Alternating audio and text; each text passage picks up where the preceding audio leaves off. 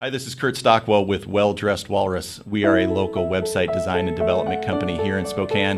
What we do is build beautiful, usable websites for local businesses. A website needs to be beautiful, it needs to be usable for your users, your customers, and yourself. Contact us anytime. We'd love to talk with you about your online marketing.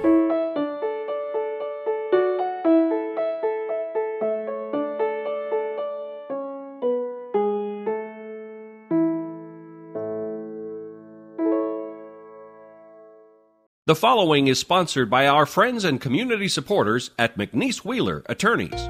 McNeese Wheeler is a boutique law firm in Spokane, handling matters in both Washington and Idaho. Areas of law include business law, wills, trusts and estates, family law, personal injury and wrongful death, and real estate matters. For your full-service legal needs, contact McNeese Wheeler Attorneys.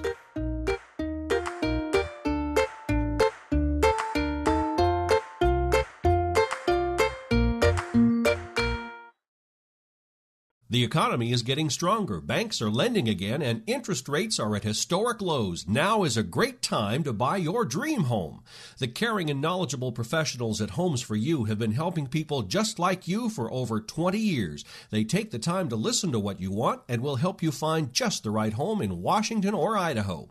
Real estate is what we do at Homes for You, 928-5782, or visit online at homes4uspokane.com. Welcome to On the JOB with your host, Linn Parish, editor of the Journal of Business.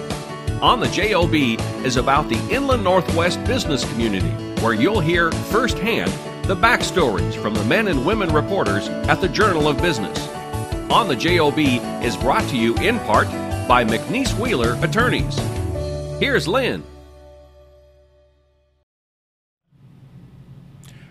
Welcome to On the JOB with me, Linn Parish. I'm the editor of the Journal of Business, and I'm here today with LeAnn Bjerken, who's one of the reporters at the Journal. How you doing, LeAnn? Pretty good. Back again. Yeah, for sure, for sure. It's been too long. Well, thank you. So, LeAnn, you wrote a great story this time about a rise in substance use by pregnant women in Spokane County. And so I just wanted to talk to you a little bit about how you got onto that story and what you found. Sure. So this story kind of evolved when we were looking at some of the data for the Journal's annual Market Fact book. Yeah. And we had noticed that there was just a bit of an increase in the percentage of newborns in Spokane County with low birth weight. Sure. And one of the things that I kind of got to wondering was whether or not there was a connection between low birth weight and any increases in substance use.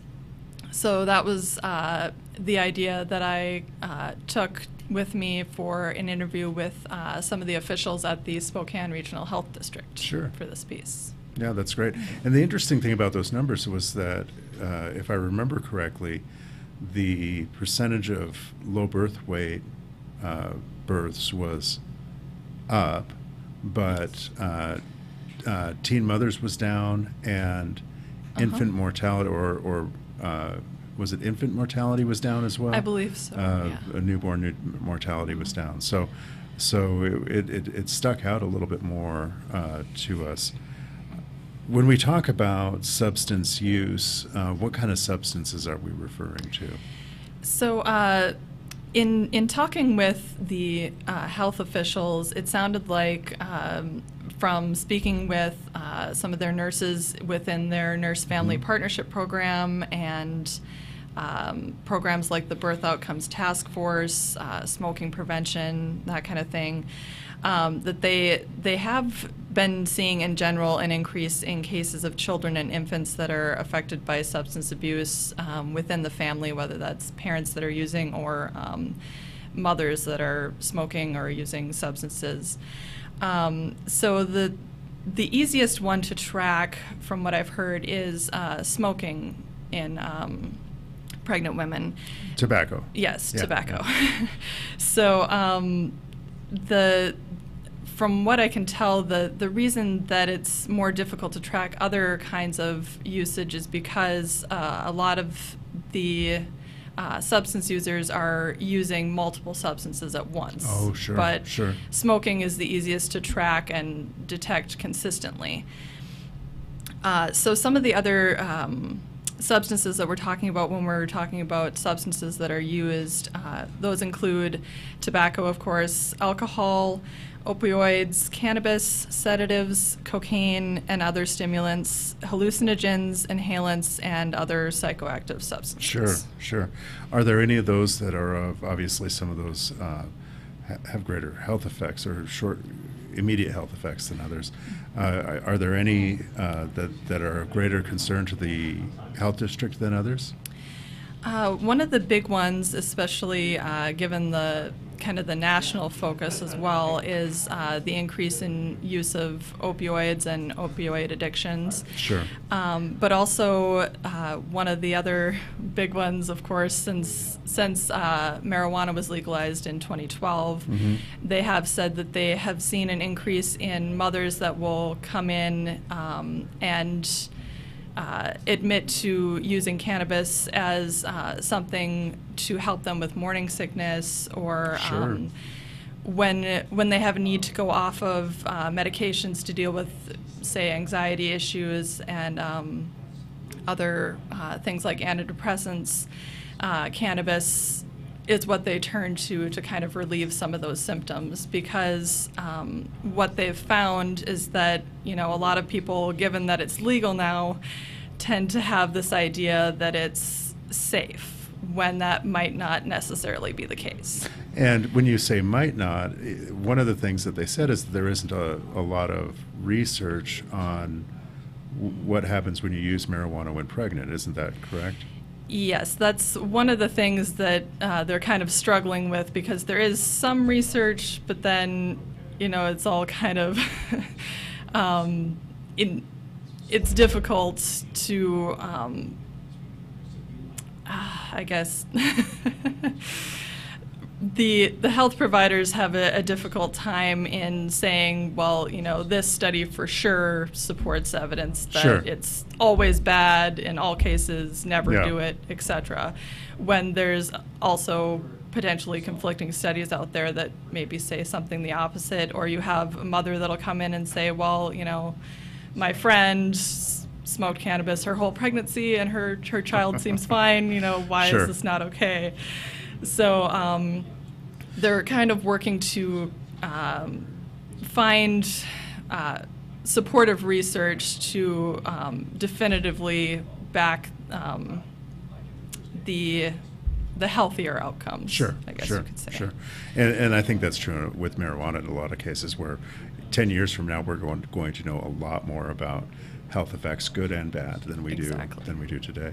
Now, when we talk about and I know you're not a medical professional, but I think it would be good to just touch very briefly on what are some of the concerns of using substances while pregnant. That's one that I didn't bring all of my notes on for. Sure, but it has been shown that it can result in low birth weights, but also just the idea of the fact that we really don't know what potential outcomes that substances could have on infants. There's been research that has kind of led them to believe that as children get older, that they might have some developmental delays as a result of the mother's substance use.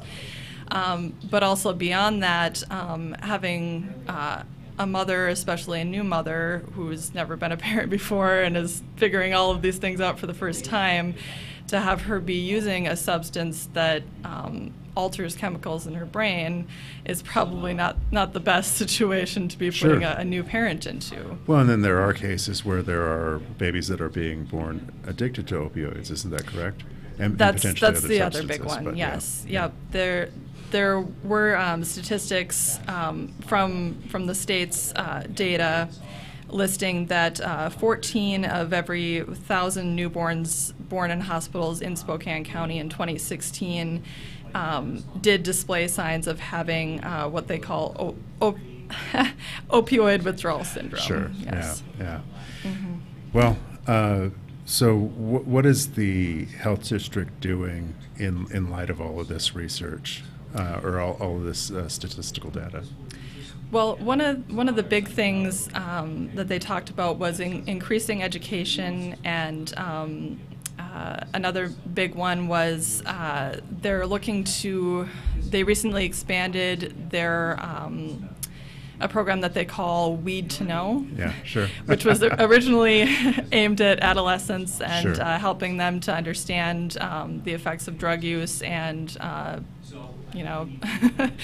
just prevent them from wanting to access drugs.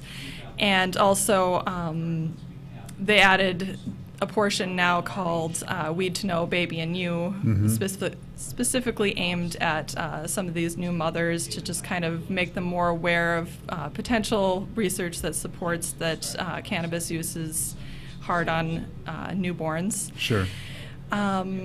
And there's also, from what I had heard in the story, they're working to develop a new countywide opioid task force to kind of start working towards combating some of the issues around opioid access and use.